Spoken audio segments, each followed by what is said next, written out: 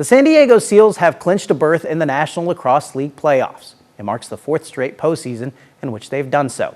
It's a staggering amount of logistics, and players live lives that you may not expect. It's unlike any other league, and while the Seals navigate all of its complications, they're finding success on the field.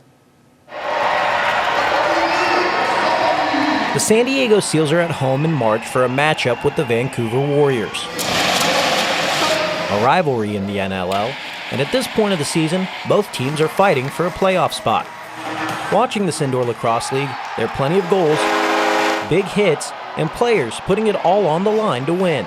The dedication to play this physical game from these pros is truly impressive, because playing a professional sport is just their part-time job. The NLL is just not as profitable as the other major sports leagues. As a result, under most circumstances, the league only allows teams to practice once a week, and most of the time, teams only have one game over the weekends. San Diego Seals operations manager Tyler Valls gave us a breakdown of what the players make. Average, I would say, is about mid 20,000. Our franchise tag player will make 50,000, and the veteran maximum is just under 40. Our rookies will make about 14,000, and then our practice staff makes about 2,000. So they're making more money in per diem than on their actual professional contract. There are contractual incentives that can help players earn more, but for the most part, not enough to fully support themselves just playing lacrosse. We kind of walk them through a financial plan, and we go through every step of the process with them. When he's not playing defense for the Seals, Danny Logan is a financial advisor. He said he would be fine financially without the extra money from lacrosse. What are you hoping we can potentially help you out with? Are you wanting to purchase a personal home first, or do you want to get into the investing side of things first? Rob Hellier works in real estate consulting, and he also says that he would be fine without the extra money. The thing is, the game is just such a big part of their lives. Lacrosse has been a part of my life since I was 3 years old, and in sports in general. So I've always, been an athlete in some way, shape, or form. I don't really know anything else. So why do you do it? I mean, if you could support your life and, just kind of work your normal Monday through Friday, why still play a professional sport? Because I love it. It's going to be very hard to walk away. I've been playing since I was 7. So making that transition, I don't even want to think about it right now. It's a tough thought. Logan and Hellier live in San Diego, but most of the team does not. Seals players and staff live in places like Detroit, New York, and Canada. They work jobs there, and then they travel every weekend to be with the Seals. Ryan Benesh lives in Kitchener, Ontario. There, he works as a snowplow driver, plus other jobs for the city.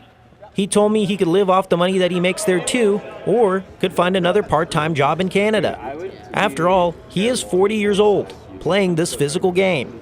But he has his reason for why he keeps playing. My son's 3 years old, and he's starting to recognize, what happens at games and what's going on. So it's, it's pretty special to see him in the stands during warm-up up against the glass, waving and, blowing kisses and stuff. And, when he's not here, FaceTime him before the game. He tells me, score me a goal, Dad. So it's a pretty special feeling to be able to do that. With players traveling from anywhere from San Diego to Halifax on a week-to-week basis, there's a lot of planning that goes into that. Like, for example, our game in Halifax, which Halifax is 4 time zones ahead of us. It's closer to England than it is to us. Vaus is in charge of it, and he plans 6 weeks in advance for traveling arrangements, whether that means bringing everyone to San Diego for a home game or coordinating everyone to travel for an away game. And I get sometimes to the point where I memorize these guys' Air Canada numbers and all that kind of stuff. It's like things that I don't want in my brain, but... Traveling is a huge part of the budget. Another wild thing is our travel budget is higher than our player salary budget. So that just gives you an idea of what our players are making, and this isn't a livelihood for them. It's kind of a bonus. I would say our travel budget on a weekly basis is anywhere from $15,000 to $40,000. How we doing? For a home game, the team gets shuttles to pick up guys from the airport. The players fly commercial, and they come with all their gear. Watch the camera! They often arrive the day before the game, load into the shuttle, and then go to the hotel for a short rest. Later in the day, they arrive at practice, lugging their gear with them everywhere they go. This is the gear. For the San Diego-based players, it's a little easier for a home game.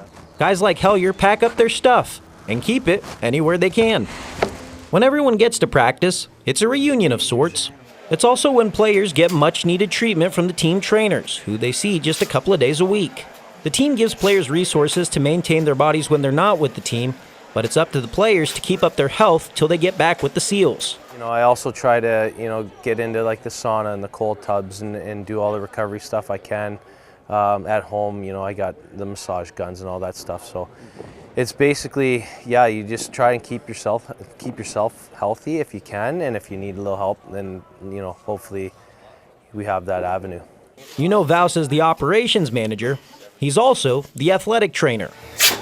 Many people wearing many hats, doing different jobs to make this thing go. And as game day approaches, a mental shift needs to take place for this team to be prepared for 60 minutes of action. My job as a financial advisor, I'm much more analytical, obviously not running around with a stick and trying to hit guys. So it is a different mindset. In April, the Seals played their final game of the regular season.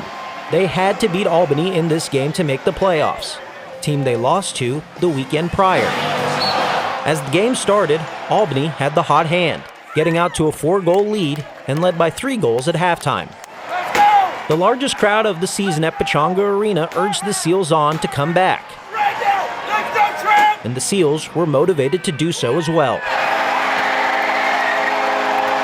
They fought, and by the time the game was over, they won. 11-10 to send them to the postseason. And with that, euphoria. Sacrifice and dedication for the love of the game pays off. For the Seals, everything they go through to play games is worth it. I'm going to keep doing it for as long as my body can stay up and in shape, and it's just such a pleasure to be able to go out and play for a great organization in the San Diego Seals.